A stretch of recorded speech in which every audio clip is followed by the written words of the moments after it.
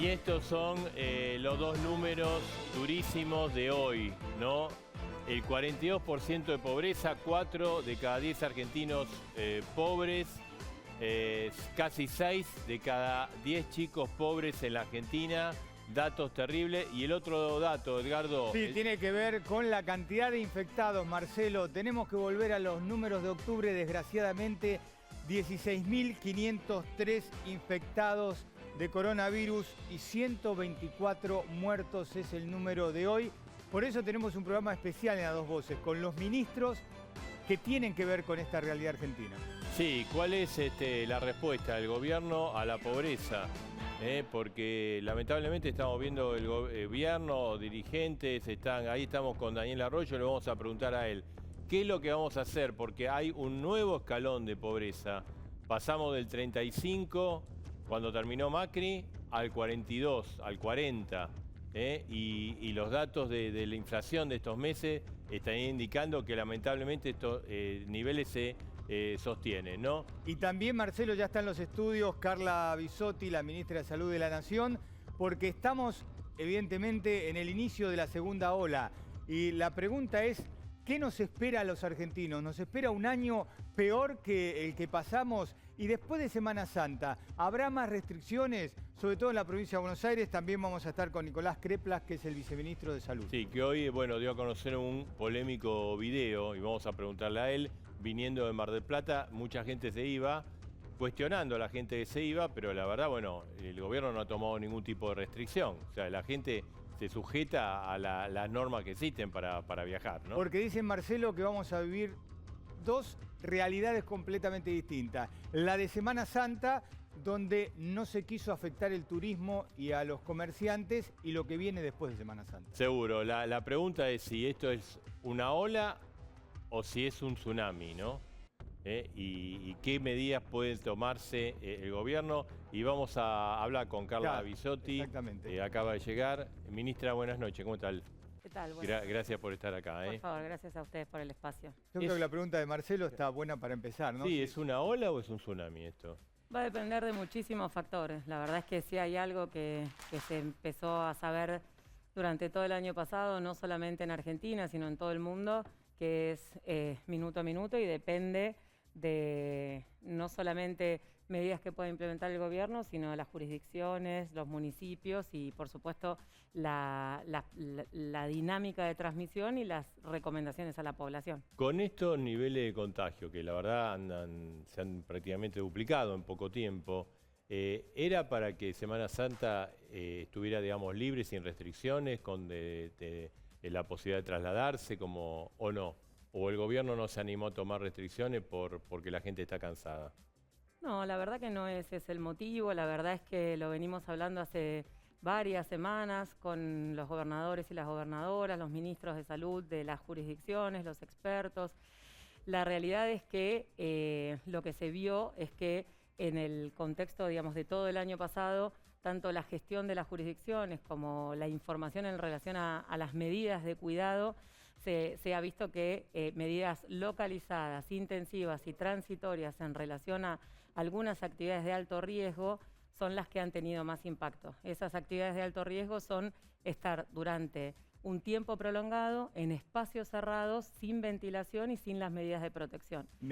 Sí. Ministra, porque los gobernadores, los intendentes dicen, bueno, después de Semana Santa vienen otras medidas con mayores restricciones.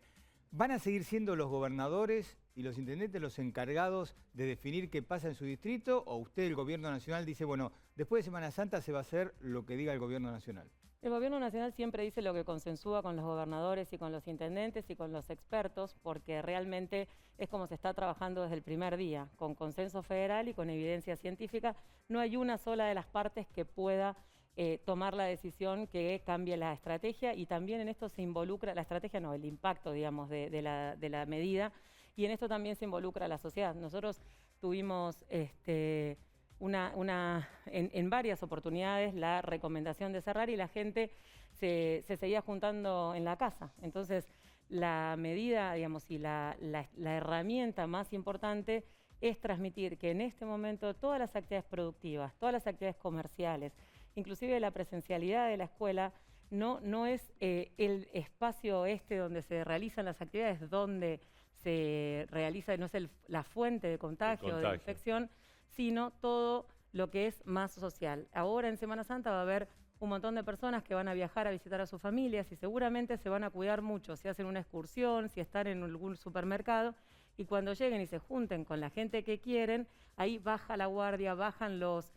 cuidados, y eso es lo que genera los contagios. Uno con algún familiar o con algún amigo no visualiza el riesgo de contagio, inclusive por ahí está en un periodo asintomático o en periodo de incubación y puede infectarse. Entonces, nosotros estamos apostando realmente a transmitir esto de las actividades de alto riesgo, de bajo riesgo y de los cuidados ahora en Semana Santa, pero independientemente de Semana Santa, la necesidad de sostener los cuidados, no como una responsabilidad o una carga a la sociedad, sino como, la verdad es que es la herramienta que tenemos. Si nosotros decimos que se cierra algo y la gente se sigue juntando en su casa, o inclusive ni siquiera con amigos, con su familia, y no tenemos esta información y esta recomendación, la cadena de contagios va a ser muy difícil de interrumpir. Es decir, ministra, por lo que usted dice, la idea del gobierno entonces es no cerrar.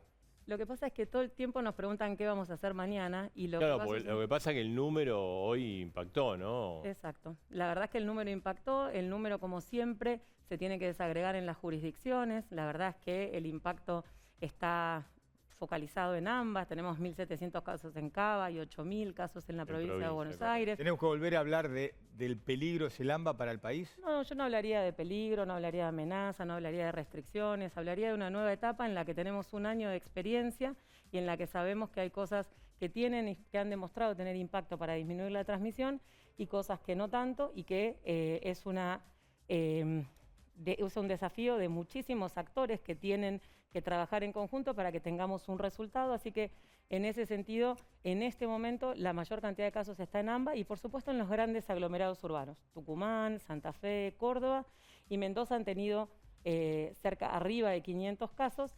Tenemos que ver una tendencia y tenemos la experiencia durante el verano, donde empezamos el verano con 14.000 casos, con 12.000 casos y lo terminamos con 6.000, que fortaleciendo esos cuidados y teniendo mucha atención a esos cuidados, hemos podido sostenerlo. Así que, por supuesto que la situación es diferente, la circulación de personas en un momento de más casos es más peligrosa, la atención que tienen que tener las personas que se movilicen es más importante y las medidas que vayamos a tomar depende de cómo vayan estos días. Y digamos, estas Pascuas, ¿puede ser la Navidad de diciembre? Porque esos casos que usted dice que subieron en diciembre estuvo muy vinculado a fin de año, a la cuestión social de fin de año, las reuniones y demás. ¿Esto puede generar, también ustedes están previendo que esto puede generar un pico, otro pico? Es lo que estamos tratando de transmitir para minimizarlo, es una posibilidad claramente.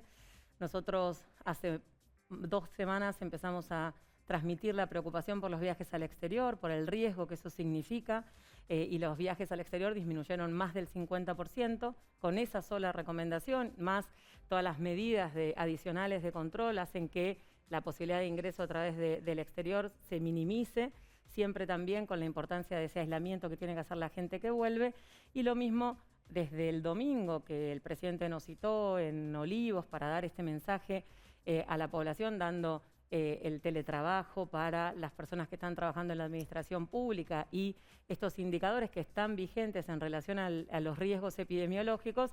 Los 45 departamentos de 12 provincias y 4 departamentos de 4 provincias que no tienen los 2 indicadores en el límite superior, pero que son grandes aglomerados urbanos, la recomendación a las autoridades de la provincia y del municipio para generar medidas son lo que estamos apuntando para que eso no suceda. Ministra, el gobierno decidió dar una sola dosis, mejor dicho, la segunda dosis, postergarla hasta 12 semanas. Diferirla. Segunda dosis. Es la palabra. Es bien distinto. Diferirla. Exacto. Bueno, eso técnicamente ya está en vigencia. Hoy no se da más una segunda dosis. Nunca es 2 más 2, 4. Pero es importante para a la gente común y a los médicos. Y a los que son, están llamando a la gente de que la segunda dosis... Claro, Exacto. Por eso, formalmente, para que la gente tenga en claro qué es lo que está pasando, ¿una sola dosis o todavía se da la segunda? Se difiere la segunda dosis. Sí. Una sola dosis, nunca se habló. Luego del no diferí, pero a ver, por ahí no soy claro yo en la pregunta. No, sí es claro, pero no es correcto. ¿La primera sola, la primera dosis nada más? se va a dar la segunda en vez del intervalo mínimo a los 3 meses. No se da una sola dosis, se dan 2 meses, 2 dosis con un intervalo de 3 meses en lugar del intervalo mínimo. Por eso, ¿sí? hoy no hay, disculpe que insista para tratar, hoy nadie puede tener la expectativa de recibir una segunda dosis antes de... Lo que dice la recomendación en relación a la segunda dosis es que el personal de salud que tiene exposición al virus, como tiene un riesgo aumentado, sí se recomienda completar la segunda dosis. Claramente el personal de salud en Argentina ya casi está más del 90% vacunado con al menos una dosis y ya casi el 60% con 2 dosis, así que el personal de salud que está más expuesto a tener contacto con el virus ya tiene las 2 dosis y lo que se hace es vacunar a más cantidad de gente con la primera dosis para poder tener el mayor beneficio de esa primera dosis y como el objetivo de la segunda dosis es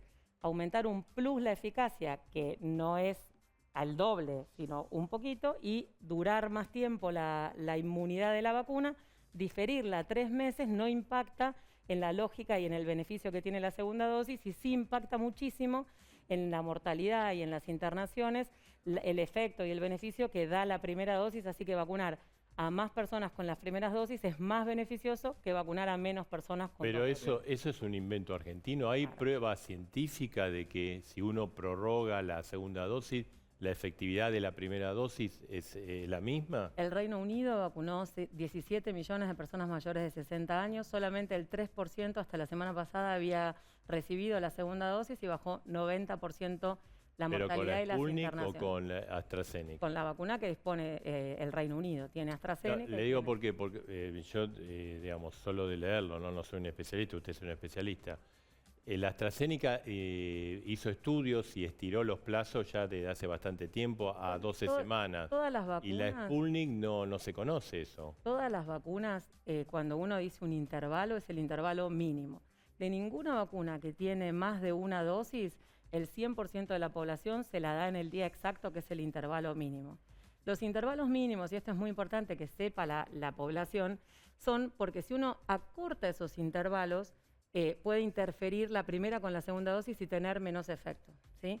Por eso se llama intervalo mínimo. No dice que si uno se pasa más tiempo pierde el efecto de la vacuna o tiene algún problema. ¿Esto es científicamente comprobado? Pero no con esta vacuna, con todas las vacunas de calendario. Nosotros, si ustedes miran un poquito para atrás, aparte del COVID, existe el programa de vacunación. Sí, por supuesto. Siempre se dice, si, por ejemplo, con la vacuna de HPV, que la primera dosis tiene cerca del 85% y la segunda cae, hubo campañas, es decir, si pasaron más de 6 meses, no importa, recibí la vacuna, hay que completar esquemas, nunca hay que reiniciarlos, porque el tema es el intervalo mínimo. Si se acorta es el problema, por supuesto que uno y acá recibe... el intervalo va a ser... Una cosa, uno recibe 2 dosis para recibir desde el punto de vista individual el máximo beneficio.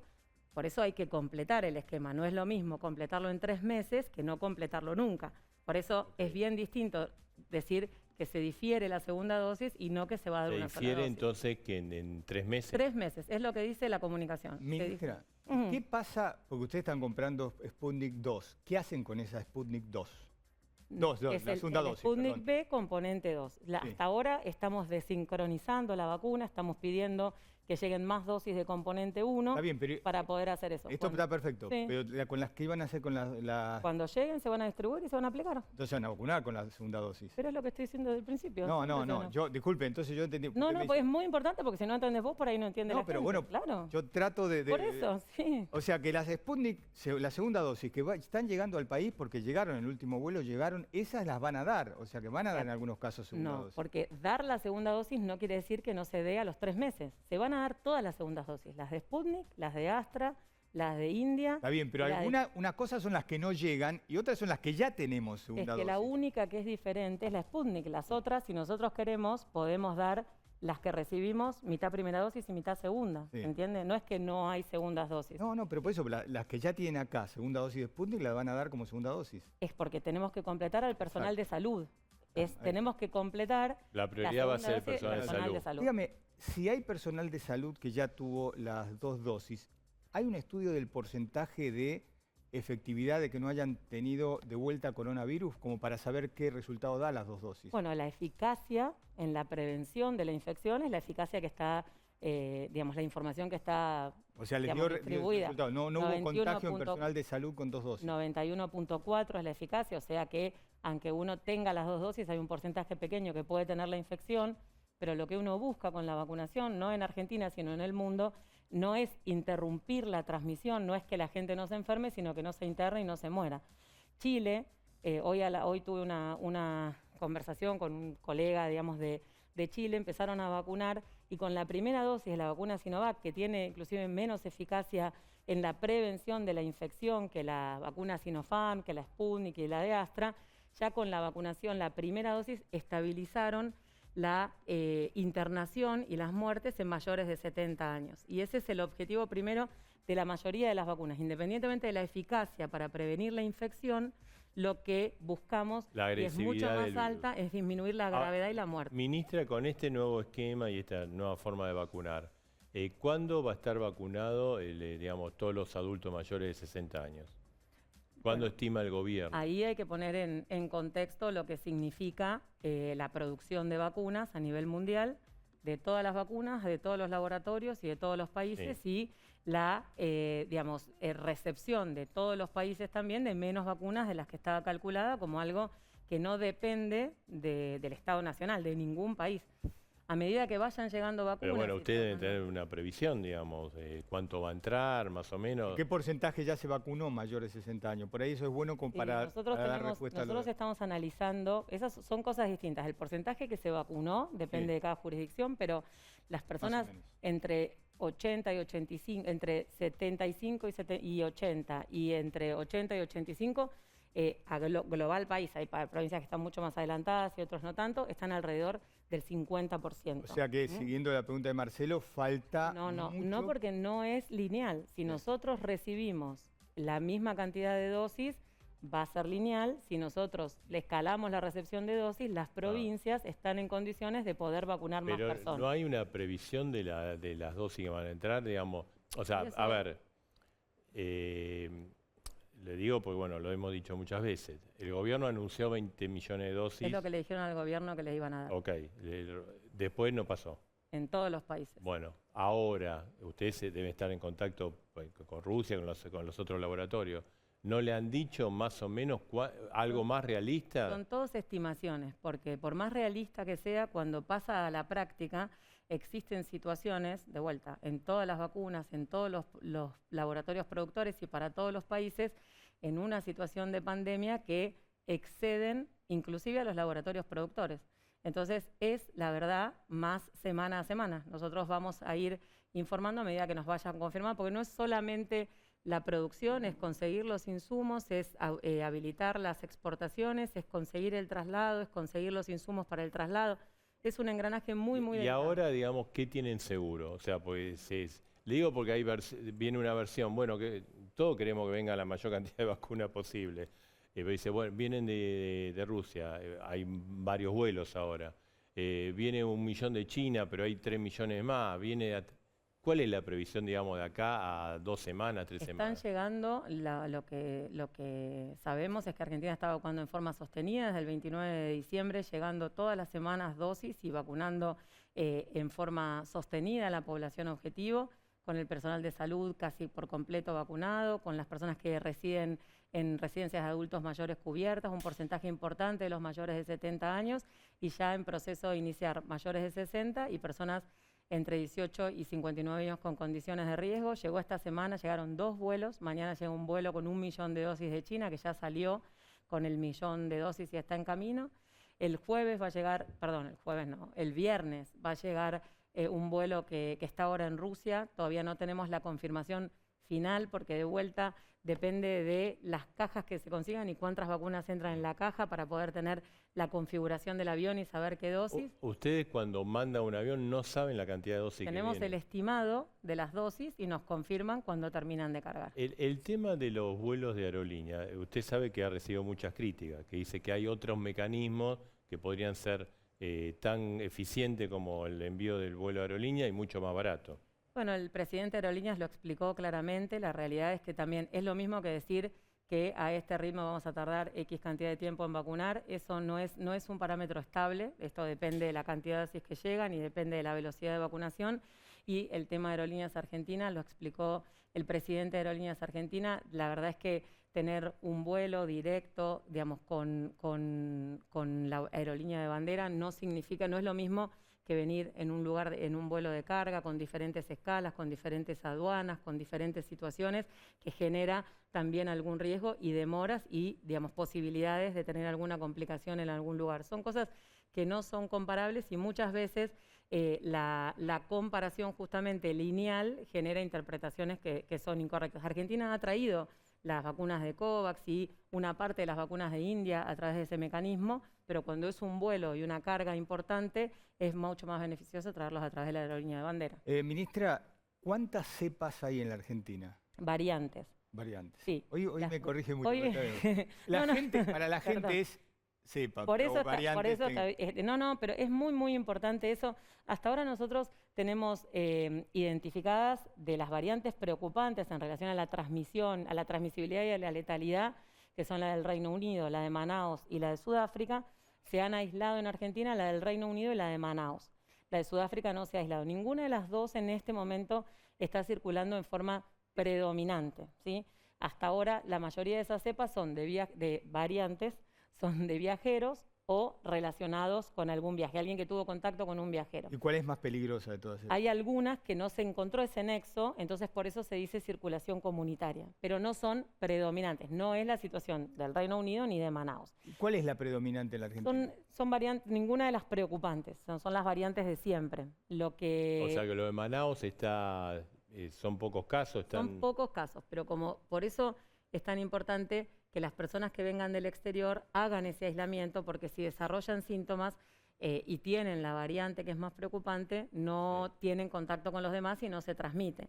El problema es que la transmisibilidad de la cepa del Reino Unido y de la de Manaos es mucho más alta, porque los virus respiratorios, los coronavirus y la gripe, habitualmente mutan todos los años y tienen esas variantes justamente para ser más efectivos en la transmisibilidad, poder transmitirse más fácil porque nos necesitan a nosotros para replicarse. Ahora, ministra, digamos, es cierto, yo calculo que para comienzo de marzo usted hizo alguna declaración sobre el tema de los viajes, y usted hizo... Ahora, al gobierno no se le escapa la tortuga en el sentido de que eso estaba, ¿por qué no tomó una medida más o menos rápida e inmediata de cerrar los viajes? Y tardó, después hubo reuniones, discusiones, como hace 15 días que parecía que salía y no... Y es tiempo precioso.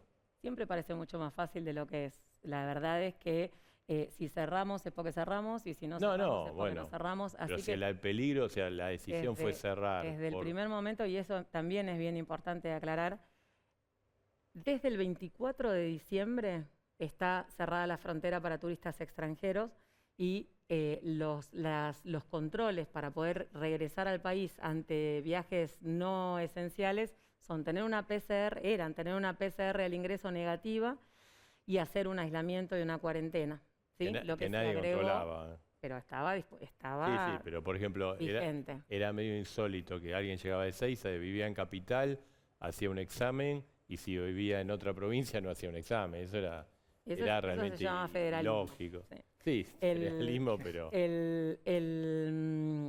Entonces, lo que se agregó ahora en función de eso y se articuló con migraciones, con transporte, con turismo, con Cancillería, con las jurisdicciones, es agregar esta PCR, este testeo al ingreso, y si es negativo se va a hacer el aislamiento de su casa y si es positivo se define con un hisopado la secuenciación genómica y también obviamente se hace un aislamiento en Capital porque no se puede trasladar. Así que un poco ese es el fortalecimiento de las medidas para el control del ingreso. No hay una medida real de cierre de fronteras porque siempre va a haber pasos fronterizos, hay transportistas, hay viajes de emergencia, hay viajes de trabajo. Entonces no es real decir que un país cierra la frontera, sobre todo un país como Argentina, que tiene la cantidad de frontera terrestre y que tiene una situación tan particular. Entonces, decir que cerramos las fronteras es una declaración y lo que estamos tratando de hacer es de realmente minimizar el ingreso a través del exterior. A eso me quería referir, a la frontera, porque sí, lo de Ezeiza es importante, tiene mucho marketing lo de Ezeiza porque son vuelos. Ahora, la Argentina tiene un problema, no nuestro, digamos, de entrada del virus, porque el territorio, la frontera es muy amplia con Brasil, con Paraguay, con Bolivia, y hay mucha gente que entra y sale. ¿Y los pasos? En negro o en blanco, pero entra y el tema es que por ahí se pueden meter todas estas cepas. Los pasos fronterizos, digamos, formalmente están cerrados para los extranjeros y para los argentinos también. Si alguien sale por un paso fronterizo, le avisan y firma que no puede volver a entrar porque los pasos fronterizos están cerrados para el turismo. La realidad es que hay pasos vecinales de gente que vive en una ciudad y está en otra. Eso es una situación que es más, es inevitable y es una situación coyuntural. Por eso todas las provincias que tienen esa situación de pasos vecinales trabajan muy fuertemente en el control, el control de los focos y también en la vacunación en esos lugares, y trabajan fuerte también con los países limítrofes. Pero son cosas distintas porque está más que nada localizado en esa situación, y la verdad es que no tenemos brotes específicos o sin control en ciudades limítrofes. Si fuera una situación de riesgo, la verdad es que ya lo estaríamos viendo. Por supuesto que hay que tener muchísima atención.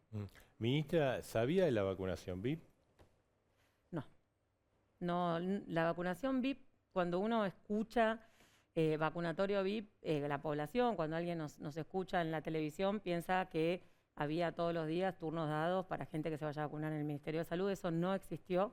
Fue una situación puntual de un día, de 10 personas.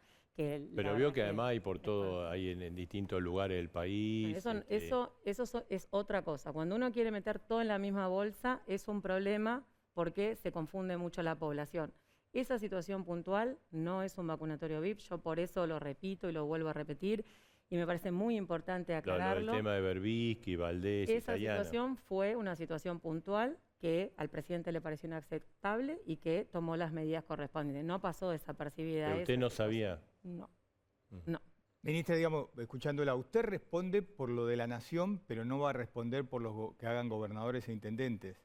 Nosotros no es que responde o no responde, la realidad es que cuando uno conoce el programa de vacunación y, digamos, el sistema de salud de Argentina, el Ministerio de Salud de la Nación, particularmente en esta campaña de vacunación, es responsable de la compra de las vacunas, de los descartables y de los carnets, y la distribución a las provincias y la generación de recomendaciones consensuadas, y después la gestión es de las provincias, y dentro de las provincias de los municipios, dentro de los municipios de los hospitales, y después de los hospitales en los centros de salud.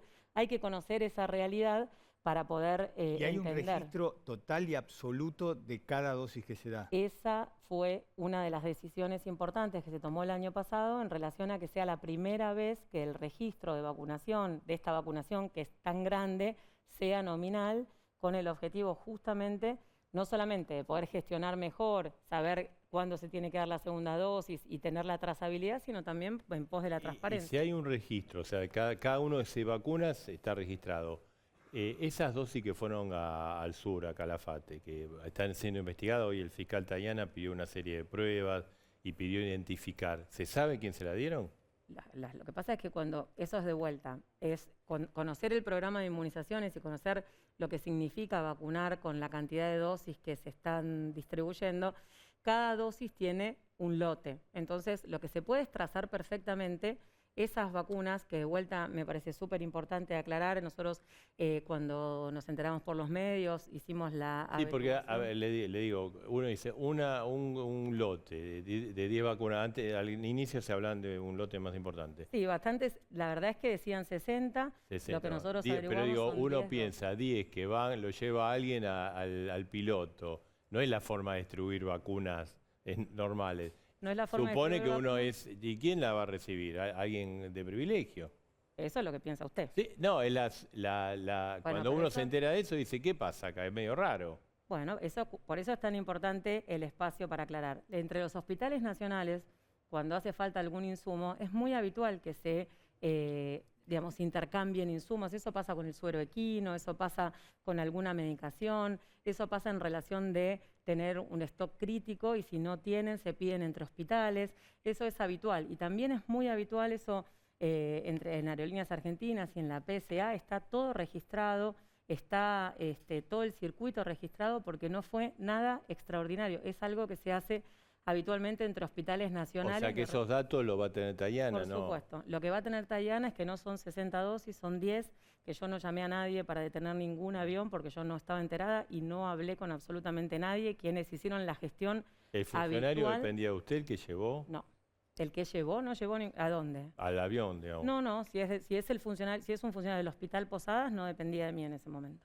Eso está confirmado, es un funcionario. Eso es lo que dice la denuncia, se investigará. Si es un funcionario del Hospital Posadas, no dependía de mí en ese momento.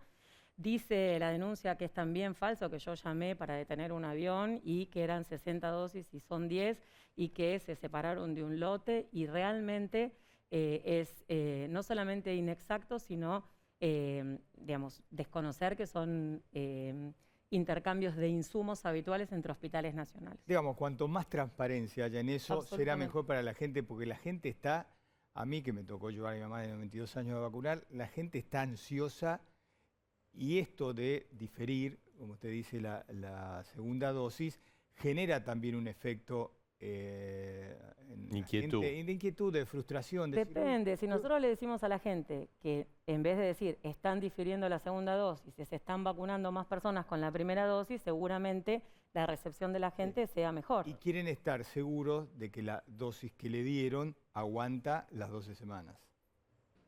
Por supuesto, digamos, pero por eso nosotros les estamos explicando que no es dejar dar de la segunda dosis, sino diferirla, y que el objetivo es disminuir la mortalidad más rápido y es darle a más gente la primera dosis. Es decir, la idea es, bajamos la protección, digamos, que da una vacuna. Muy poco lo que se baja. Y ampliamos la cantidad de gente que recibe. Muy poco es lo que se baja la protección. Está bien. Ministra, y por poquito tiempo. Cuando uno habla, a propósito del personal de salud, cuando uno habla con los médicos están preocupados por el aumento, están preocupados porque quieren que se vacune a todo el personal de salud, pero también están preocupados por la saturación que se está viendo en los hospitales públicos, nacionales, provinciales y en sanatorios y clínicas privadas, de la cantidad de gente que está llegando.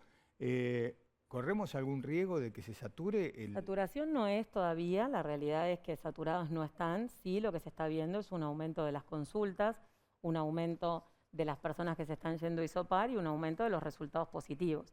Lejos estamos de saturar el sistema de salud. Eso no quiere decir que no nos preocupe muchísimo la velocidad de aumento, y que si esto se sostiene, la verdad es que, como siempre, cualquier sistema de salud, si hay un aumento descontrolado de los casos, se puede desbordar. Se han desbordado sistemas de salud mucho más robustos que los nuestros, así que realmente es imposible decir que no es una posibilidad. Nosotros, después de haber el año pasado hecho un esfuerzo enorme para fortalecer el sistema de salud con más del 50% de camas y 60% de respiradores, nos encuentra en este momento con el equipo de salud, con este trabajo ya realizado, con el equipo de salud inmunizado, muy cansado, realmente muy cansado, pero en una situación diferente. Estamos en este momento donde el aumento de las consultas y los casos está dándose con una velocidad preocupante.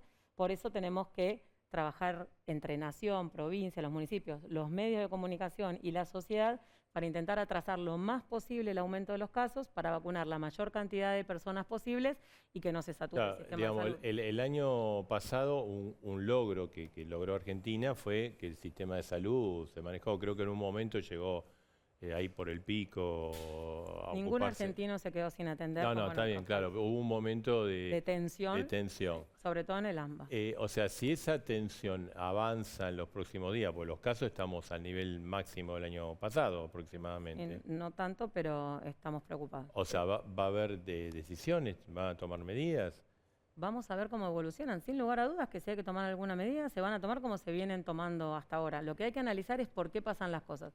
No necesariamente, y esto también es importante, no necesariamente las medidas son exactamente las mismas que en marzo del año pasado. Sí, entonces, la realidad es que las medidas van a depender de dónde se originan los contagios y de dónde están los contagios. En este momento, la dinámica de crecimiento, la verdad que es más en las grandes ciudades, y trabajamos fuertemente para tratar de que eso se disminuya la transmisión y podamos disminuir, me sale ralentizar, pero después me van a cargar con la palabra. Ministra, tenemos que cerrar, pero la verdad que me llega una pregunta que creo que es un buen servicio. Ahora que se abre este espacio de 12 semanas, me piden que le pregunte, ¿qué pasa con los que nos tenemos que vacunar contra la gripe o contra la neumonía? Claro. Importantísimo. Si se Ahora, importantísimo, porque hoy lo anunciamos con los ministros y las ministras de salud, estamos empezando a recibir la vacuna antigripal y se va a distribuir a partir de la semana que viene, y hasta ahora la recomendación es tener por lo menos 14 días de diferencia entre vacuna y vacuna. Así que lo que estamos haciendo con las provincias es empezar a vacunar a los niños que no se vacunan contra COVID, a las embarazadas, a las personas gestantes y a las personas de más de 65 años. Muchos ya recibieron la vacuna, así que, y si alguien ya recibió la de COVID, pasan 14 días, se puede dar la de gripe. O sea, se entre la las puede dos. dar. Ahí está, Porque esa es una de las grandes consultas, yo le iba a comentar también. Mucha gente adulta dice, pero yo ya me di, ¿y ahora qué pasa? ¿No me puedo dar la gripe Y también normal? es muy importante decir que el año pasado casi no circuló el virus de la gripe, pero este año ya estamos empezando a ver algunos virus respiratorios no COVID, así que... Vale también para la vacuna contra la neumonía. Exactamente. Cualquiera. Igual. Se lo pueden dar en todo este espacio de 2 Gripe y neumonía se pueden dar al mismo tiempo, Bien, ¿van a trabajar el fin de semana? desde el 3 de marzo del año pasado. Bien. Ministra, muchas gracias. A ustedes. Un día importante, queríamos escucharla. Gracias por Un eso. gusto. Muchas gracias. Gracias. Y hoy vamos a hablar ahora con el viceministro de Salud, porque él hizo un video viniendo de Mar del Plata, ahí lo tenemos. No sé si tenemos el video, ahí lo estamos viendo. Hizo un tuit y mira. Es el día con más casos de coronavirus desde que empezó la pandemia y volviendo de Mar del Plata me encuentro con esta imagen. Por favor, reforzamos al máximo los cuidados. Los casos escalan a una velocidad nunca vista hasta el momento. El sistema de salud tiene un límite. Él venía de Mar del Plata hacia Buenos Aires y esta era toda la gente que iba de Buenos Aires hacia la costa, ¿no? Así que, bueno, Crepla, pero no exageró, porque la gente, a ustedes no le prohibieron viajar. No hubo ninguna medida que restrinja el tránsito, ni recomendación tampoco. Al contrario, bueno, vayamos, podemos salir, disfrutemos. ¿Qué tal? Buenas noches. No, la verdad que yo lo que creo es que hay una sensación de que cada uno tiene que tener, ¿no? Cuando uno observa que puede haber algo que puede ser peligroso, creo que actúa en consecuencia. Y lo que yo creo es que está pasando una cosa muy rápida con el crecimiento de los casos. Están subiendo a una velocidad que no habíamos visto antes. Y a mí en particular me preocupa, nos preocupa a nosotros como sistema de salud. Y si uno dice, el sistema de salud está percibiendo que estamos en una situación de una emergencia especial, ¿no? Porque esta velocidad de casos no la habíamos visto antes. Pero el correlato que intentamos nosotros transmitir a la sociedad, a la comunidad, de por favor cuídense, no llega a expresarse de manera tan clara como para que haya ese movimiento en la víspera de Semana Santa, bueno, es preocupante. Sabemos todos que mientras más movilidad haya de la gente de un lugar a otro, más contagios va a haber. Entonces, básicamente lo que yo estoy tratando de transmitir con ese mensaje no es ni está prohibido, ni yo estoy desrecomendando, estoy dando una descripción. Pero no está... A mí, yo particularmente, suspendí actividades el fin de semana porque me parece que no están dadas las condiciones para hacer encuentros con familiares o con amigos. Bien, pero digamos, le digo esto, porque el video que usted subió es como, se puede interpretar como, bueno, la culpa de la gente. Y mucha gente dice, bueno, si esto me lo autorizan, se supone que las autoridades sanitarias saben qué es lo que hay que hacer. Sí, yo, bueno, lo vengo diciendo, lo venimos diciendo todos, pero lo quiero plantear también ahora. Me parece que hay que ser cuidadoso, que es un momento realmente de una preocupación especial. Es decir, no es este fin de semana igual que el fin de semana de carnaval, donde había casos, pero no estamos viviendo este momento de crecimiento tan exponencial. Me parece que ahí está el asunto de lo que estoy queriendo explicar. Hemos vivido en los últimos 6 días un crecimiento equivalente a lo que vimos en prácticamente 4 meses en la primera ola. Es esa velocidad de crecimiento de los contagios que no hemos visto hasta ahora, yo creo que amerita, además de las medidas que ya tomamos, que comenzó tomando la ministra de Salud de la Nación y que también nuestro gobierno de la provincia de Buenos Aires precisó hace unos días, me parece que también toda la sociedad tiene que empezar a observarse en el contexto de esta pandemia. Más allá de que se puedan seguir haciendo medidas de más cuidado, de más restricción, me parece que todos tenemos que asumir el rol y la exposición que significa. No digo que uno no pueda irse de viaje, lo que digo es mucha gente sintiendo que la epidemia no le está afectando y que vale la pena tomarse unos días, a mí me parece que, bueno, que habla de una forma de cuidado, nada más que eso. Ministro, usted dijo también hoy que si tienen que retroceder de fase, inclusive a fase 3, algunos municipios de la provincia lo van a hacer y que si se tiene que hacer el aislamiento total, también a partir del lunes próximo, después de Semana Santa, ¿hay que esperar mayores restricciones en la provincia de Buenos Aires? La verdad que tenemos todavía 4 días que son preocupantes todavía. Y vamos a monitorear cada uno de estos 4 días. Estamos trabajando continuamente.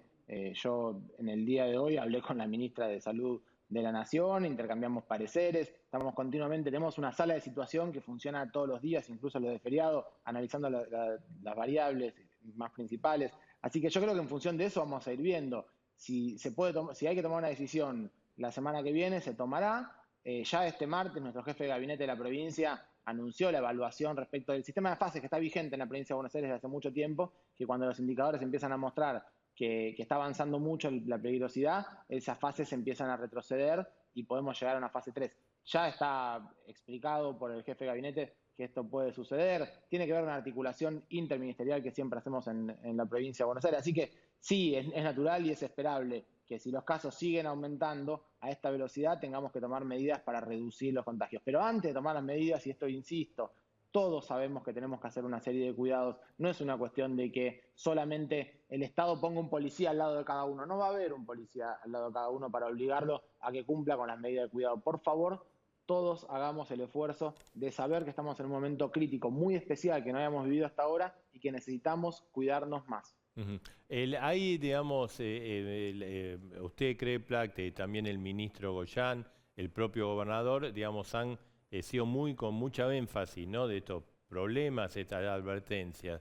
Ahora, hay algunas críticas hacia la provincia, porque dice, bueno, te están planteando una situación muy difícil, pero las medidas que tomaron ayer no sirven para nada.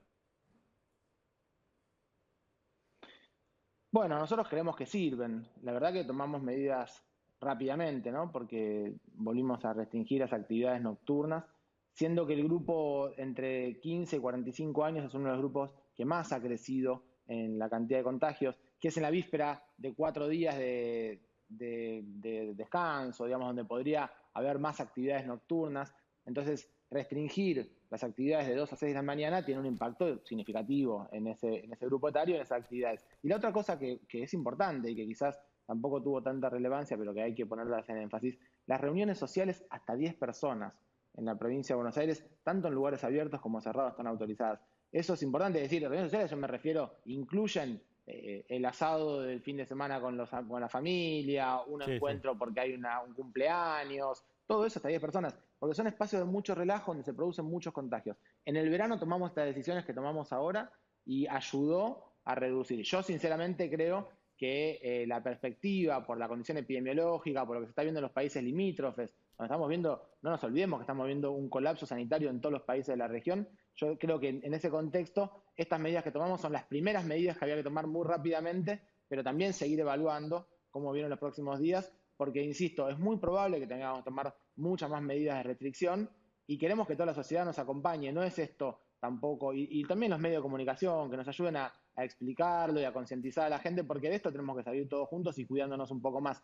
Hay una perspectiva muy interesante que yo la quiero plantear. Yo creo que más o menos 7 semanas, 7, 8 semanas, vamos a estar con el porcentaje de población de máximo riesgo.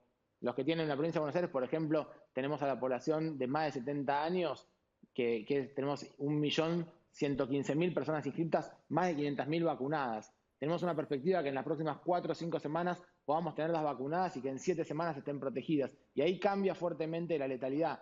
Y sabiendo que hay esa perspectiva, ese horizonte por delante, creo que hay que hacer un esfuerzo grande para cuidarse un poco más. Kreplak, yo le quiero hacer una pregunta vinculada con las clases, porque nos llegaron muchas inquietudes. ¿Qué va a pasar en este marco con las clases? Y me refiero a 2 puntos fundamentales. ¿Hay alguna posibilidad de que aumenten las horas presenciales de los alumnos o con esto no? Eso por un lado. Y por otro lado, lo que cuentan es que cada vez faltan más docentes porque como son personal de contacto estrecho con los chicos y hay mucho contagio entre los chicos, entonces hay problemas con los docentes en las escuelas. Lo que estamos viendo, un estudio que estamos haciendo de monitoreo continuo de cómo viene evolucionando la epidemia en el grupo de docentes y de estudiantes, es que no tiene un comportamiento mayor que el resto de la población en la cual se encuentran inmersas. Es decir, no hay más contagios específicamente dentro de los trabajadores de la educación que los que se ven en la localidad en la cual está cada uno de estos lugares. Es decir, las escuelas no son un foco de contagio hasta este momento, pero como toda actividad que genera movimiento, gente que se va en transporte público, etcétera, genera más aumento de circulación en la sociedad, que eso genera contagios.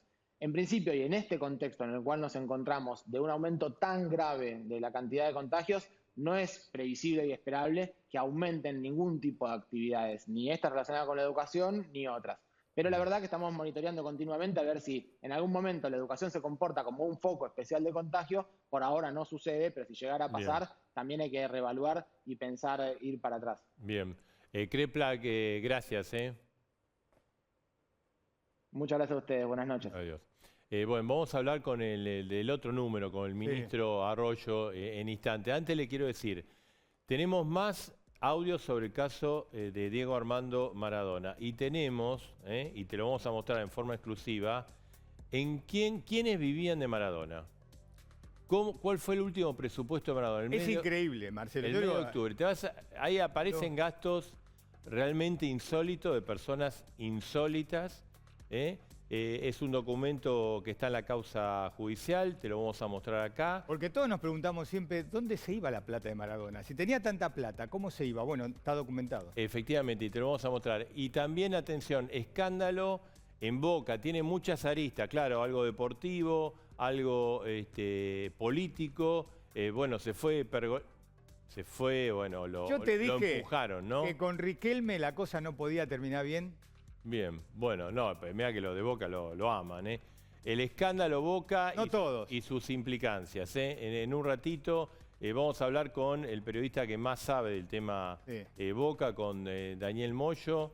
Nos va a contar absolutamente todo. Tenemos algunas informaciones extraoficiales. Parece que... Plata y parece que, bueno, Pergolini, vicepresidente, quiso ir a un lugar y no lo dejaron entrar. Sí. Y eso... Pero bueno, eso... Como decía La Torre, que era un cabaret Boca. Cabaret. Bueno, vamos a hablar el otro dato, ¿no? 42% de pobreza, altísimo.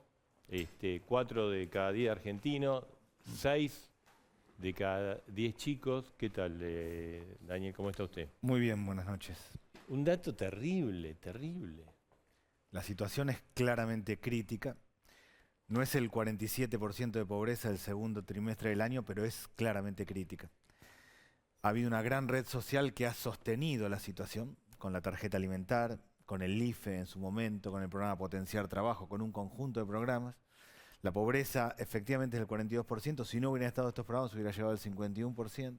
La indigencia, la extrema pobreza es del 10,5%, si no hubiera estado este conjunto de políticas sociales hubiera llegado al 27,9%.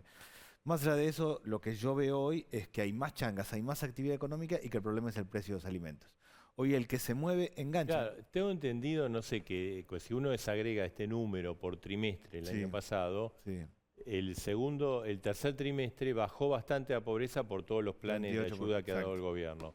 Pero que después subió por la inflación y la inflación no afloja. Precio de los alimentos. En realidad hoy hay más actividad económica. El peón de albañil, el ayudante, gana 700, 800 pesos por día. El que está más armadito, el oficial de la construcción, 1.200, 1.500 pesos. El tema es cuánto le rinde la plata. Claramente el problema es el precio de los alimentos. Hay varias cuestiones ahí. Una clave es la intermediación. Es decir, si el tambero saca el litro de leche a 18 o 20 pesos y termina la leche a 70 o 80 pesos, ahí hay un problema. Hemos avanzado en varias políticas. Yo el año pasado tuve como tarea la emergencia alimentaria. Este año mi tarea es transformar planes sociales en trabajo. Esa es mi tarea y apunto a generar 300.000 puestos de trabajo, a urbanizar 400 barrios y a poner en marcha 800 jardines, porque la pobreza más grande es en los más chicos. Tenemos que empezar que todos los chicos vayan al jardín. Tenemos que lograr que todos los chicos vayan a la sala de 3 y para eso tiene que haber jardines. Ya hay 269 que hicimos, tenemos que encarar 800. La situación es claramente crítica. Ahora, ministro, el tema que uno se plantea con este gobierno, con el anterior, con todo, ¿cómo hace esta gente, estas familias, estos millones de personas para salir de la pobreza? Y uno le cuesta ser optimista, ¿por qué? Porque usted, me tomo con cosas, yo no soy economista como Marcelo, pero me tomo con cosas básicas. ¿Cuánto sale la canasta familiar y cuánto la canasta que mide la pobreza? Y creo que hay una diferencia de como 20.000 pesos. Entonces, usted dice, esa gente no va a salir más de la pobreza, porque ¿cómo hace para ganar 20.000 pesos más por mes?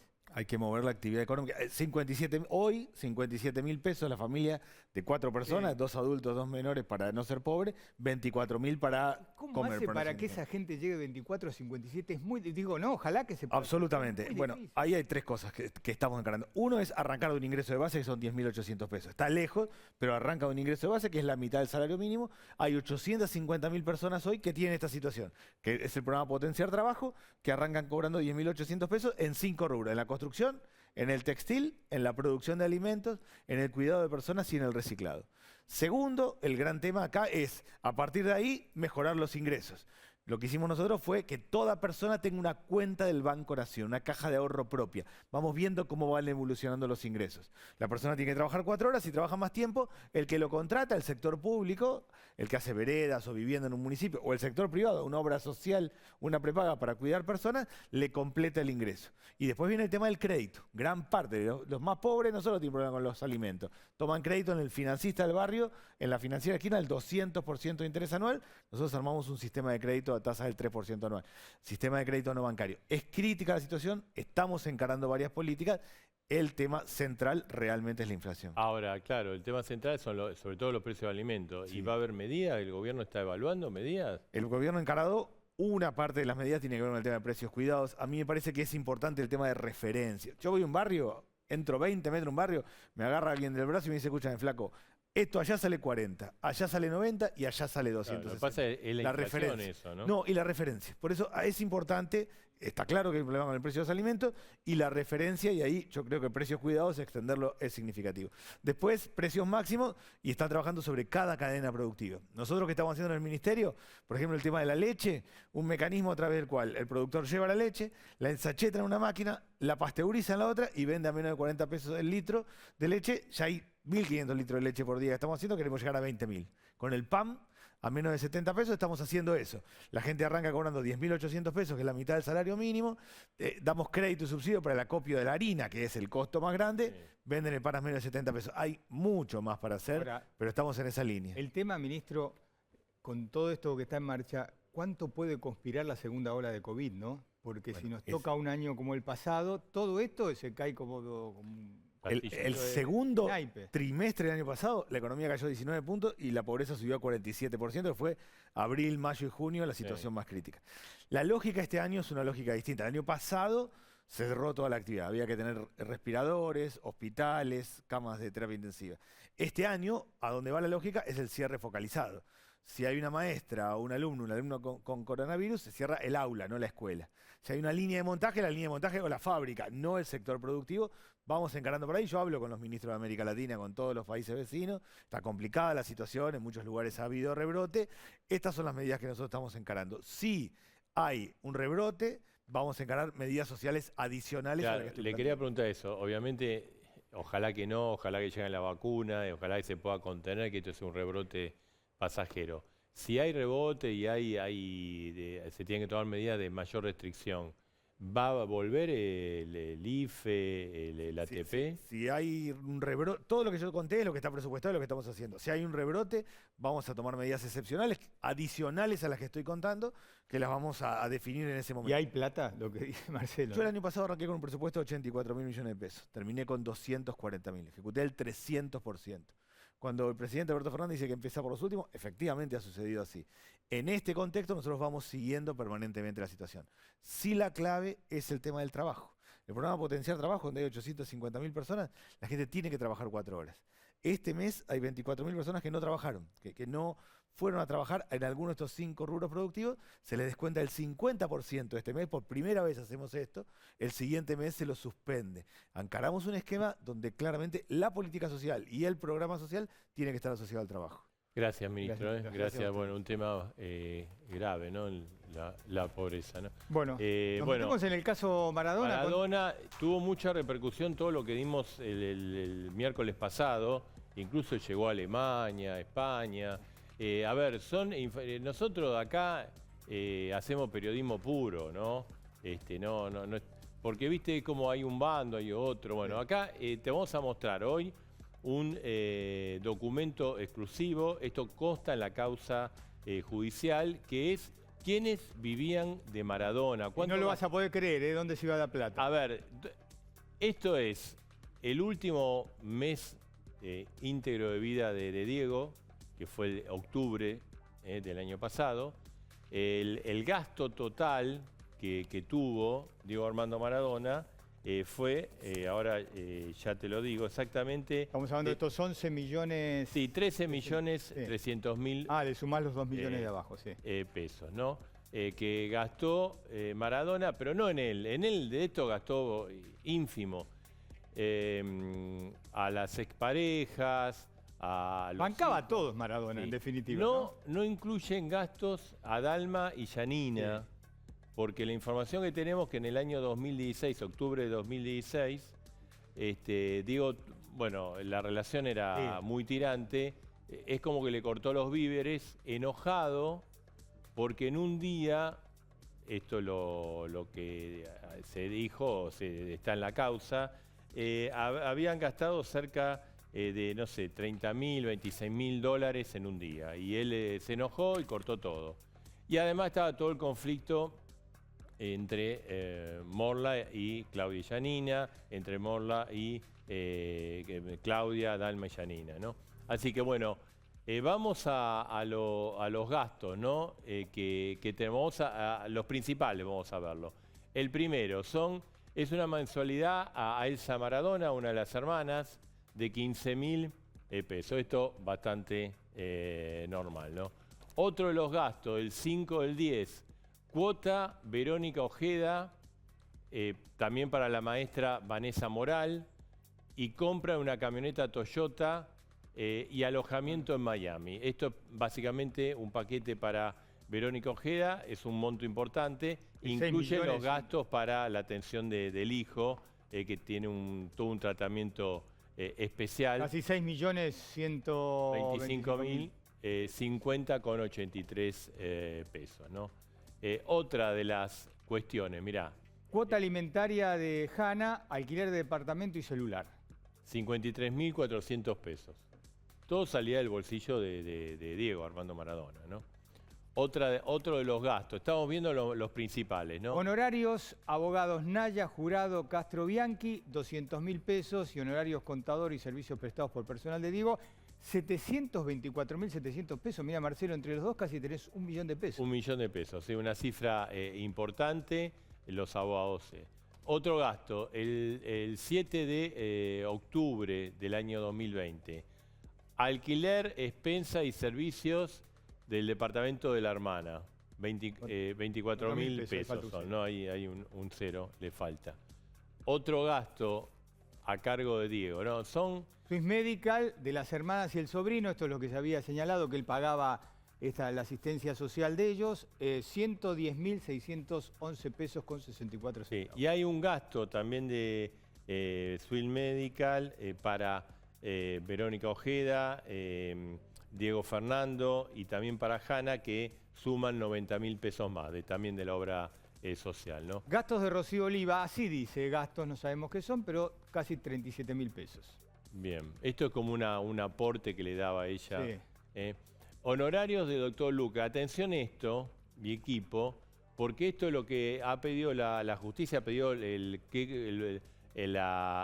los movimientos bancarios de Luque.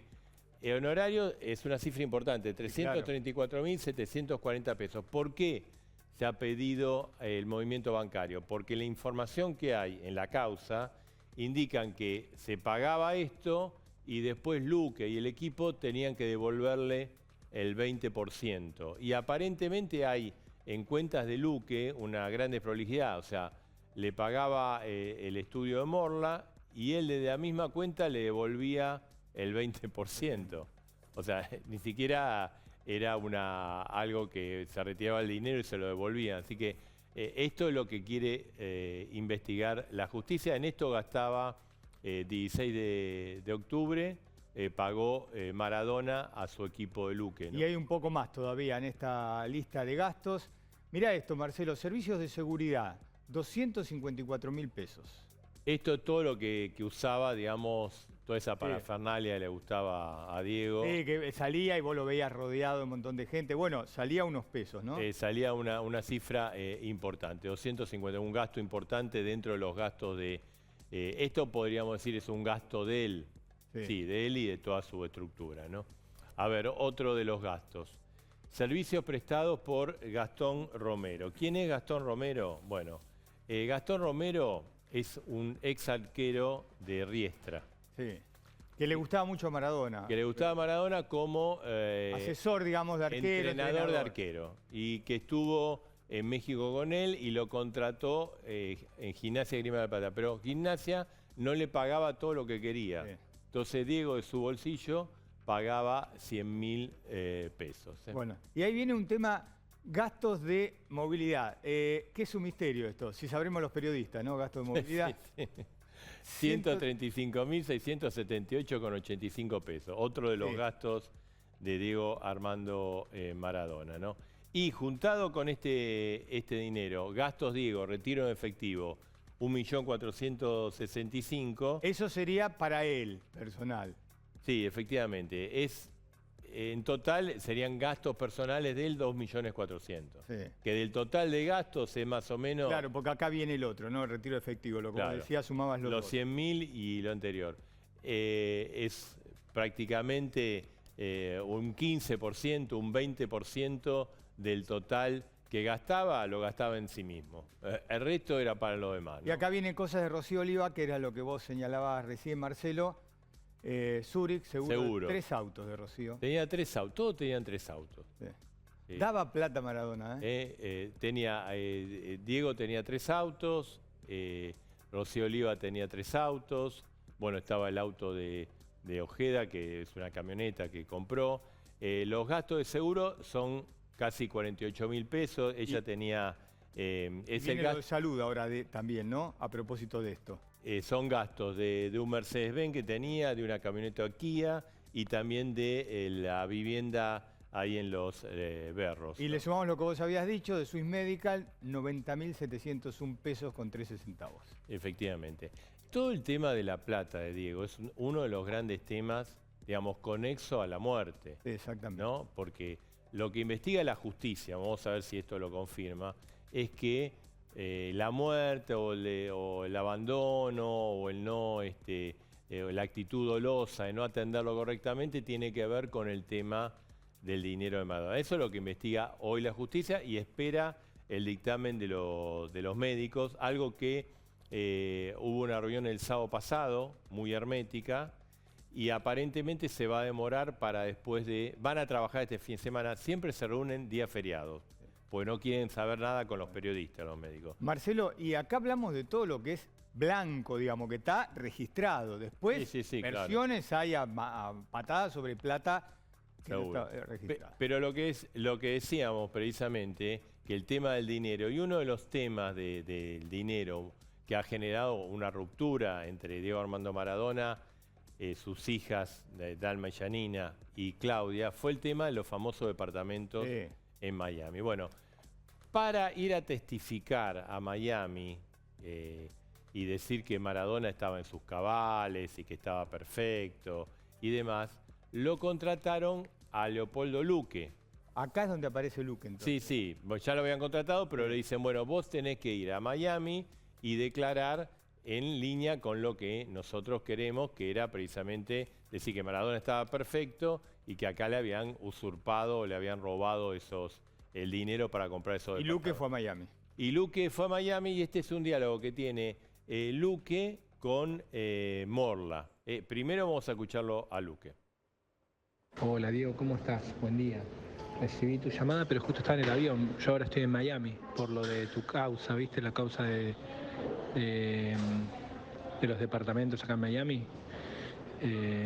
Nada, estoy acá por eso. Avísame qué necesitas. ¿Querés que hable con el urólogo para que te vaya a ver?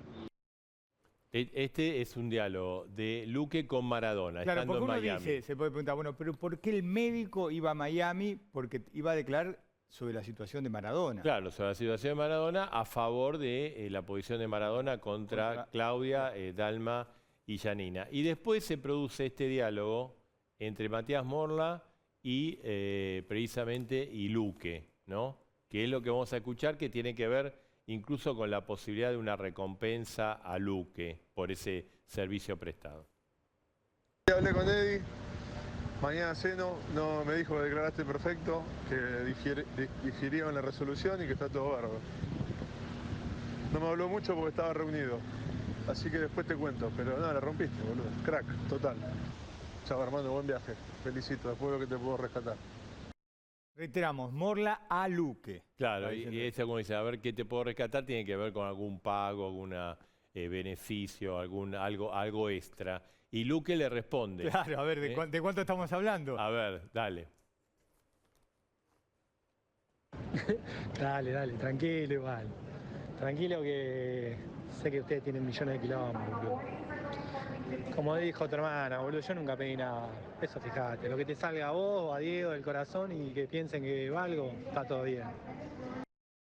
A ver, Marcelo, está la muerte de Maradona, ¿no? Pero como diciendo lo que pueda, pero no te olvides. No, claro, efectivamente. Esto ocurrió bastante tiempo antes, era con el conflicto del tema de los departamentos en Miami. 3 de marzo del 2020, fue marzo del 2020. Tenemos información y audios de momentos después de la muerte, digamos, un par de días después. ¿Con qué objetivo? Porque en principio la estrategia de Luque, de los médicos, era presentar la muerte de Maradona como dice, bueno, se murió. Sí.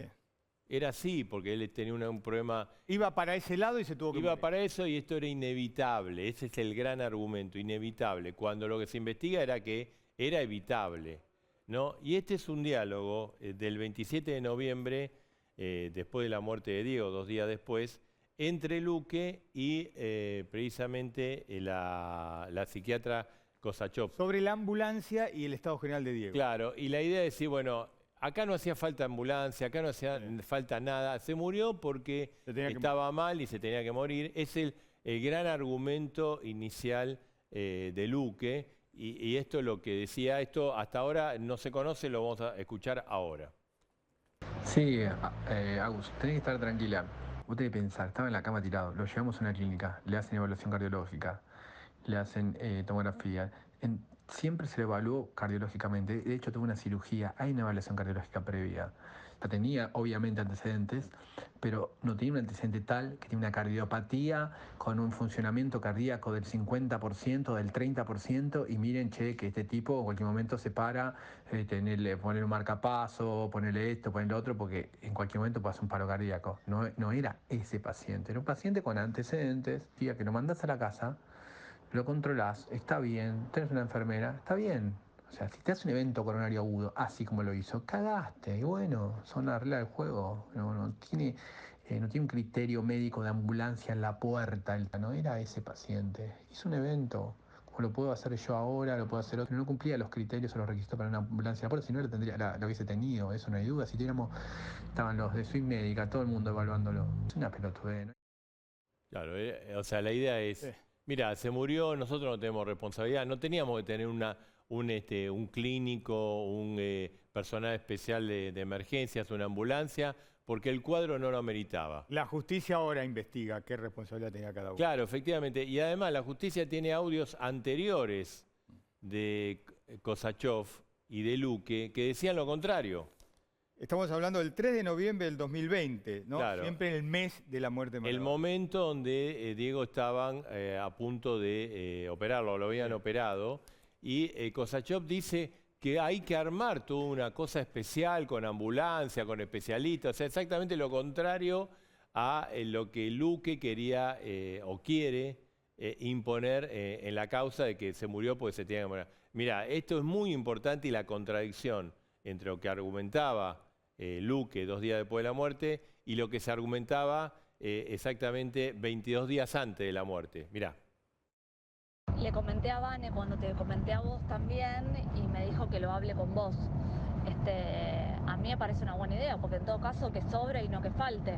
Podemos hacer un pedido formal, si querés yo lo hago y mañana cuando voy lo hago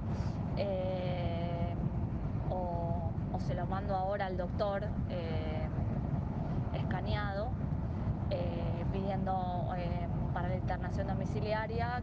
¿Qué le puedo pedir? Enfermero, médico clínico y qué más. Agus, perfecto, hacé la nota y pedilo ya.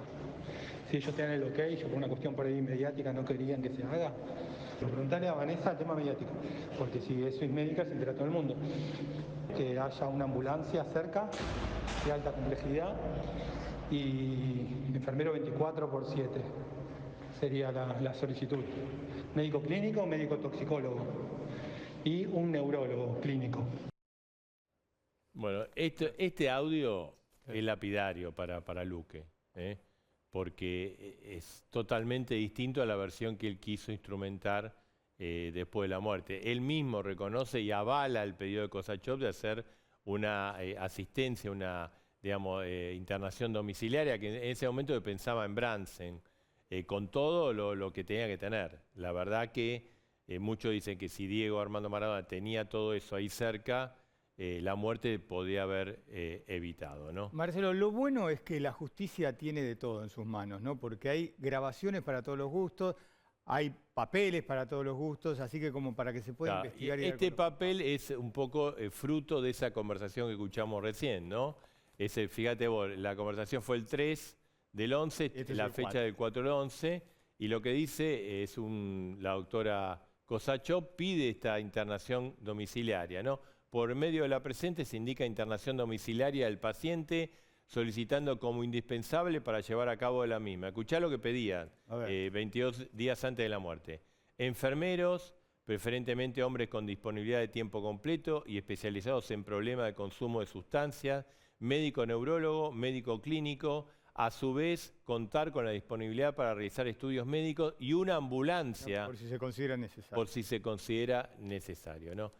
Y acá dice, por medio de la presente se indica internación domiciliaria del paciente. Esta es la gran polémica, ¿no? Si tenía que estar o no en la casa, solicitando como indispensable para llevar a cabo la misma. Enfermera, bueno, es lo mismo vimos, que estábamos hablando. Digamos, acá estamos viendo la firma de Kosachov. O sea, Luque, 2 días después de la muerte, dice, no, bueno, esto es así, nadie nos puede reclamar nada, porque Diego no hacía falta que hubiera ambulancia, porque no tiene un cuadro, que es mentira eso, el cuadro de Diego era muy complicado, pero hay una prueba 23 días antes de la muerte, donde Kosachov y Luque consideran que sí, que había que tener de todo, incluso ambulancia, ¿no?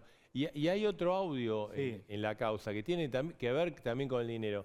¿Te acordás que la semana pasada nosotros dimos a conocer toda las propiedades, patrimonio en el exterior de Diego Armando Maradona? Una de las cuestiones que se está investigando es la sociedad que le exportaba cereales, soja a Venezuela, que es una sociedad, que está Matías Morla y está el empresario Valerio Antonini, italiano, y está Diego. Donde se dice que hay mucha plata detrás de todo esto. Lo que hablan de operaciones por $1.000 millones de dólares. Y que de eso Diego Armando Maradona...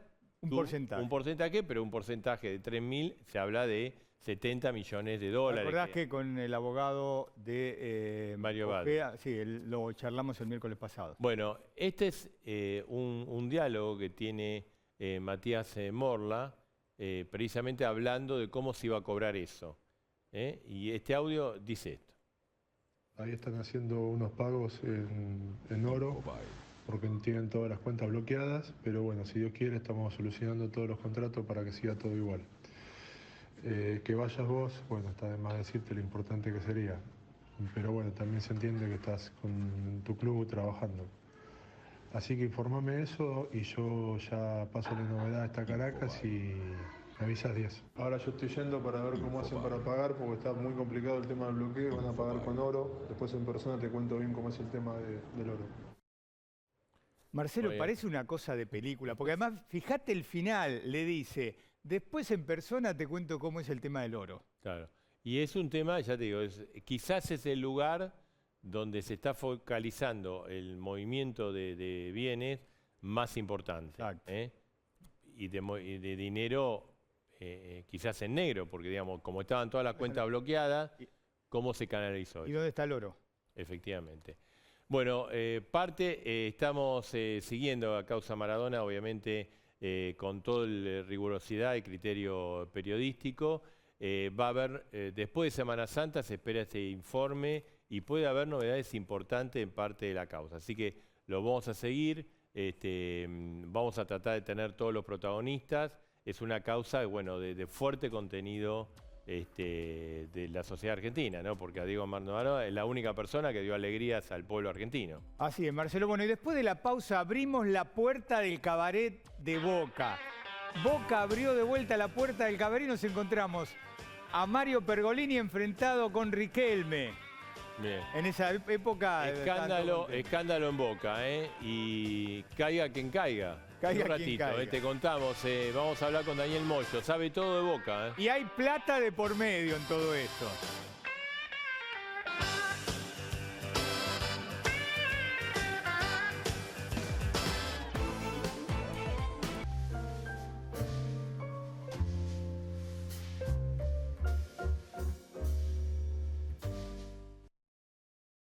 Banco Ciudad te quiere ver crecer.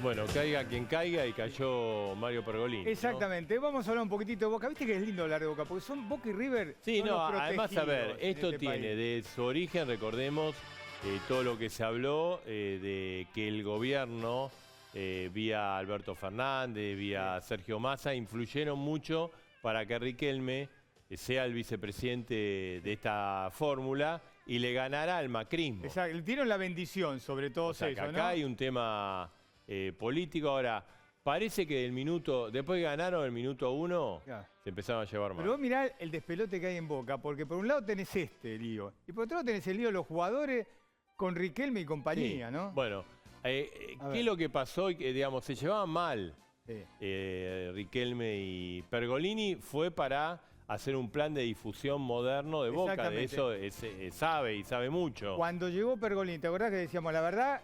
Que va a manejar todo, el marketing, la difusión de Boca, pero parece que no lo dejaron. No, y que armó el canal de Boca para transmitir.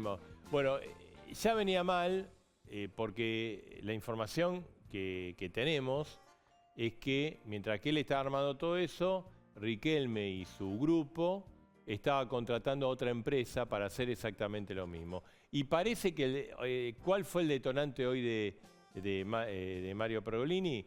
Que habría ido al predio donde entrena Boca, y entre Riquelme y el ¿viste? Bermúdez, el comité Delgado, algo que no tengo que decir. Todo ese grupo le dijo, no, mira, acá no tenés nada que hacer. Sí. Acá esto es un tema para los jugadores, vos te tenés que ir. Le soplaron el negocio. Y eso, eso personalmente, como él es vicepresidente de Boca, ¿cómo no va a entrar al periodo de Boca? Parece que ese fue el factor desencadenante. Dice, bueno, yo la me frutillita. voy, y explotó absolutamente todo, ¿no? ¿Vamos a hablar con Daniel Moyo? Daniel Moyo sabe todo, es compañero tuyo en Radio Mitre, así que... Sí, y además es el periodista más seguido de toda la hinchada de Boca. Así que nos va a contar todo este cabaret de Boca. Daniel, buenas noches, ¿cómo estás? Hola, ¿cómo les va, Marcelo? ¿Cómo estás, Edgardo? Placer inmenso estar con ustedes. Y más o menos la introducción ya tiene todo lo que ver, ¿no? Es decir, Mario Pergolini es el vicepresidente, o era hasta hace un ratito el vicepresidente de una institución donde 3 empleados, donde ningún socio, donde ninguno de los que votamos en el acto eleccionario de Boca lo eligieron, porque hay que decir que Cassini, que Delgado y que Bermúdez son empleados de Boca. Y los empleados le dijeron hoy a Mario Pergolini que no podía entrar en Ezeiza, que se tenía que ir y que estaban armando un Instagram, porque Boca cumpleaños este fin de semana, que era paralelo a lo que él estaba realizando, ¿no? Bueno, esto provocó la explosión de algo, Marcelo y Edgardo, que así como nació, a las 24 horas murió, ¿no? Porque estos jugadores, empleados de Boca, más Riquelme, nunca aceptaron la popularidad de Pergolini, nunca aceptaron que era un poco la voz cantante, y eso nunca funcionó. A mí lo que me cuesta creer, claro está, Marcelo y Edgardo, es que un hombre que participó de varios actos eleccionarios de Boca, que perdió, parecía Lula en Brasil, perdía. Cuando tuvo la oportunidad de ganar, al mes número 14 se tiene que ir porque tiene todas las puertas cerradas, y hoy el presidente de Boca, Jorge Amora Meal, muy suelto de cuerpo, decía, no, bueno, nos va a ayudar. No, se fue con una bronca tremenda. Y si Mario Pergolini puede dinamitar todo, hoy lo dinamita, ¿no? O sea, Daniel, el factor desencadenante fue que hoy Pergolini quiso ir ahí al predio de Boca, y que está atrás del aeropuerto de Ezeiza, y no lo dejaron entrar, cosa que se ha repetido con varias personas de Boca, ¿no? Sí, el predio de Ezeiza lo manejan este Consejo de Fútbol, que reitero, son empleados de Boca, no fueron elegidos por nada. Bermúdez, Cassini y Delgado. Vos lo sabés bien, Marcelo, que Delgado está mucho más vinculado a Racing que a Boca, que Cassini está mucho más vinculado por sentimiento a River que a Boca, es hincha de River. Bueno, Cassini hoy se le plantó a Pergolini y le dijo, vos no podés entrar acá. De la misma manera, hace tiempo Boca contrató a un gerente, porque Boca removió toda la cúpula gerencial, y un gerente, obviamente llega a Boca, además de conocer todo lo que es la Bombonera, quiso ir en la semana a Ezeiza, y Cassini se encarga de echarlo. Cassini es un poco el que enfrenta a todos, el hincha de River. Pero ¿quién es Cassini? Yo te aclaro, cuando estuvo Independiente, la gente de Independiente no tenemos buen recuerdo de Cassini. Evidentemente, por donde va, no es demasiado querido. Bueno, es el político, Edgardo, que necesitamos todos para a veces tener la cara de enfrentar a la gente. Cassini es un poco el que enfrenta y el que dice todo, el que cuando trabajaba en la cadena Fox, vos le preguntabas qué hacía, es el que te puede vender un jugador de fútbol, es el que te puede criticar, el que te puede decir que no te conoce, como pasó conmigo, y después te pide pista para poder que le hagas una nota y consiga trabajo. Y ahora a Román se le perdona todo. Marcelo, a Román se le perdona todo. Es como Bocchini en Independiente y como Rubén Paz en Racing. Pero decime, Moyo, de uno y de otro. Aunque no sea buen bicho, ¿se le perdona todo a Riquelme? Y Román hoy es por lejos el ídolo máximo de la historia de Boca. Y es eso. A ver, yo no tengo todavía la confirmación que lo que hace el Consejo de Fútbol sea por indicación de Román. Yo digo que tienen algunas iniciativas que son propias y per se. Por ejemplo, esto de armar un Instagram paralelo a lo que estaba haciendo Pergolini, claro. Yo no sé si está aprobado por Román. Hoy el presidente de Boca lo desmintió. A mí me cuesta creer que el presidente de Boca, Dani, hoy en un reportaje que hizo, sí. No, vamos a ver el video ese de un trabajo paralelo, de contratar a una empresa paralela a Pergolini. Vamos a ver la imagen, recién la estábamos viendo, que tiene que ver precisamente con todo el predio de Boca. Ahí estamos viendo. O sea, Pergolini está armando todo, un canal, algo propio de Boca, y de repente Riquelme, bueno, con la veña de Riquelme, contrata a una empresa que hace lo mismo de Pergolini. Una cosa, y esto pero fue con el factor desencadenante, sí. Marcelo, con este agravante y esto que ustedes, dos de los periodistas más avesados de la Argentina, como Edgardo y vos, mientras Pergolini estaba negociando con un paquete televisivo, una de las cadenas que televisan los partidos de fútbol, este Instagram se estaba cerrando por la competencia además. Es decir, acá hay un duelo de canales también. Es decir, lo que estaba negociando el Consejo de Fútbol de Boca, por algo Ameal abrió en ese canal hoy, era por un canal. Y Pergolini estaba negociando lo que estaba entregando por otro. O sea, Dani, a ver si... Un mamarracho por donde lo mires. Sí. ¿Está mal decir que Riquelme y compañía le soplaron el negocio a Pergolini? ¿Se quedaron ellos con el negocio? No, a ver, no. ¿Sabés por qué no, Edgardo? Y yo te voy a decir, y esto me vas a entender vos, que entendés mucho de fútbol. Cuando Ameal y Pergolini lo fueron a buscar a Riquelme, porque si no sabían si ganaban el acto eleccionario, le dieron la llave de Boca. Y ahora tenés que, ya está, vos le diste la llave de Boca. Si Riquelme mañana iba al acto eleccionario con vos, Edgardo, y con Marcelo, que son hombres identificados con Independiente y con Racing, igual ganaba. Es decir, le entregaron la llave de Boca. El error es de Ameal y de Pergolini, que le dieron la llave absoluto para que tres jugadores... A ver, Bermúdez es colombiano que jugó 3 años en Boca, no sé de qué cuadro es. Cassini es hincha de River. Y Delgado, lo sabe Marcelo, es hincha de Racing. Bueno, le entregaron la llave a él. Claro. Y si le entregaste la llave, tenés que contarlo. Daniel, TN estuvo con Amor Ameal y hizo esta declaración. Vamos a escucharlo. Estuvimos reunidos, él y yo, sin otra persona más, y hablamos del devenir de Boca. Así que todo bien. Él renunció a su cargo de vicepresidente en forma indeclinable y también se comprometió para conmigo de seguir colaborando con nuestra institución. ¿Qué cree que pasó a usted? No sé, las relaciones humanas son difíciles. Y esta es la realidad. Este es un club, es una sociedad civil sin fines de lucro, que todo el mundo tiene derecho a opinar. Somos 30, comisión directiva, más los allegados, más toda la gente que está en el club y hay opiniones. A veces se está de acuerdo, otras veces que no, pero hay que convivir con estos temas. ¿Cree que Pergolini quiso hacer en su gestión y no pudo? ¿O le dijo? No, me hubieran gustado a mí no me dijo absolutamente nada. Él estaba contento con todos los miembros de comisión directiva que se acercaron y seguramente en esto, seguramente que todos no somos amigos y con algunos tendremos diferencias. Bueno, ahí está la palabra, ¿no? La nota que hizo nuestro colega Pablo Brunetto. Dani, está todo bien, dice, pero no se le puede creer. Pero Edgardo, esto es muy delicado, digo, ¿no? Con el mayor de los respetos para el presidente de mi institución de Boca. Digo, Pergolini estuvo al lado de Ameal en 2 o 3 actos eleccionarios donde se sabía que Ameal no corría con el caballo del comisario. Es decir, Pergolini siempre lo estuvo bancando a Ameal, dándole espacio publicitario Claro, es cierto en los medios cuando Pergolini manejaba las radios, cuando era líder en la rock and pop, cuando manejaba absolutamente todo, el único que levantaba la mano y que iba al lado de Ameal era Pergolini. Que Ameal diga hoy, no, relaciones humanas, 14 meses pasaron. Yo convivo con Bonelli hace 32 años y tenemos diferencia ahí de en vuelta. la radio, aclará, ¿no? Que se sobreentienda, ¿no? Porque además no compartimos nada, Marcelo, Bueno, no compartimos nada. El negro Olmedo decía, éramos tan pobres. Éramos tan pobres, ¿no? Bueno, pero yo digo, esperá, yo después de haber bancado 2 o 3... No, digo... Después de haber bancado 2 o 3 actos eleccionarios donde fuiste de perdedor y te banqué, hoy con tanta liviandad decís, bueno, las relaciones humanas son difíciles. No, bancalo un poquito más. ¿Es traición ¿no? esto, Daniel? ¿Es traición de Ameal a Pergolini? No, yo creo que se equivoca Mario cuando Mario sabía... Mario cuando va al lado de Ameal, la vedette era Mario.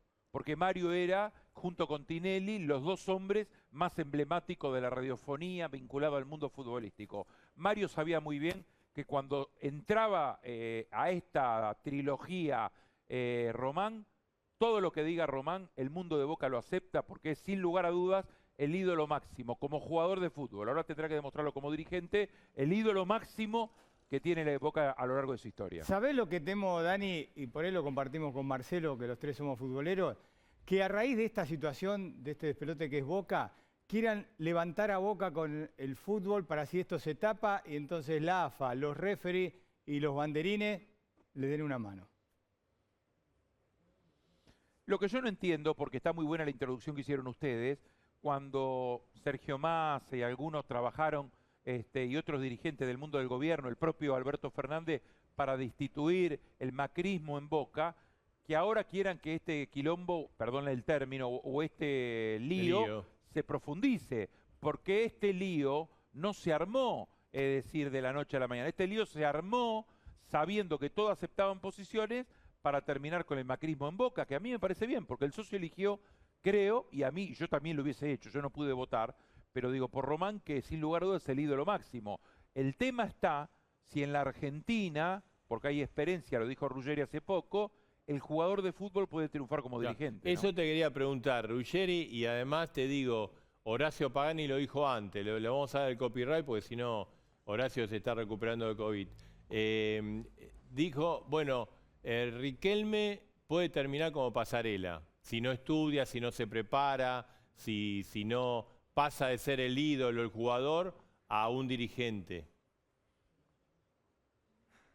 La única excepción que hay en el mundo, Marcelo, es Beckenbauer, pero es alemán. Y vos viste que los alemanes son distintos para estas cosas. El resto, Babington, Pasarela, Alonso, cuando intentaron hacer la doble función, el jugador de fútbol, Dios te da demasiado en las piernas. Si te da en las piernas y en la cabeza, estamos liquidados porque nos deja sin nada a nosotros. Ojalá que Román pueda revertir esto. Es decir, para revertir esto, yo creo que hay que terminar con el amiguismo, porque hay una cosa que tiene que saber la gente.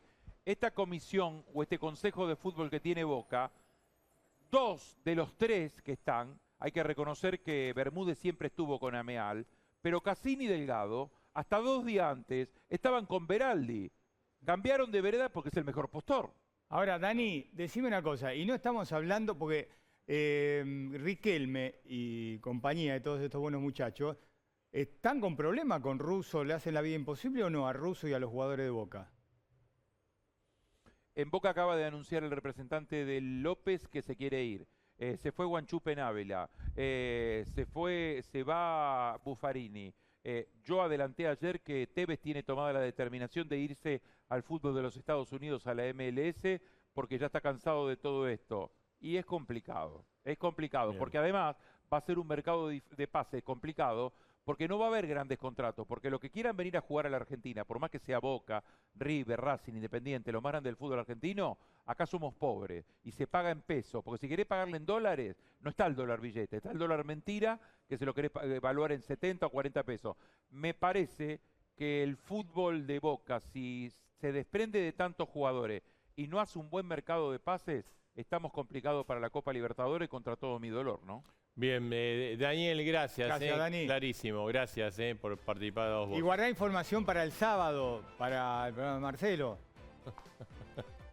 No, a las 7 de la mañana. Vos sabés que Marcelo, él sabe que yo estoy con unos días de vacaciones y me va a hacer trabajar los días de vacaciones. Pero bueno, con placer él trabaja los días de vacaciones y el resto del año no trabaja. Chao, Dani. Chao, Daniel, gracias. Bueno, hacemos una pausa, volvemos, tenemos más a dos voces. Muchos hinchas de Boca. ¿Cómo están los amigos muchachos de la están a full, Ribera? ¿no? Dios mío, están nerviosos. Acá Raúl dice que Alfano opine de política. Yo te que digo de fútbol no sabe. cómo termina esto. Todos ayudando a Boca para que levante en el fútbol, en el campeonato y se olvide todo este despelote que tiene. Acá el doctor Daldós dice, Román ganó 2 campeonatos en 14 meses. ¿Qué hablan? Russo lo ganó, no Román. No, 2 ganó. Pero Russo, no Román. Sí, bueno, está bien. Bueno, Edgar, ¿nos vamos? Sí, nos vamos. Nuestro compromiso con ustedes. Nos reencontramos el miércoles próximo. Chau. Siamo fuori della Coppa, un giorno tristissimo.